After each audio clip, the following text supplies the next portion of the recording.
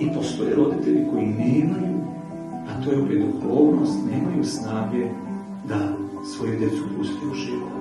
Da živi svoj život, ne moj život, nego svoj život. Da pravi izbore i da pravi pogrešne izbore, a ja sam to i čekao. Zamislite vi kako izgleda čamac ili brod kod nas na reci. Kad je usidren, stvoren je da plovi. To mu je suština, to mu je funkcija da ide, da plovi rekama, morima. A vi ga svežete na oblaku i osudite na smrt. Na propadanje. Od nekretanja počinje da rđa, da propada, da mu otpadaju delovi i da mrzi sebe. Isto bila i sa detetom, sa čovekom. Čovjek je rođen za pokret, za idenje od jedne tačke ka drugoj, od iz nebića u večnost.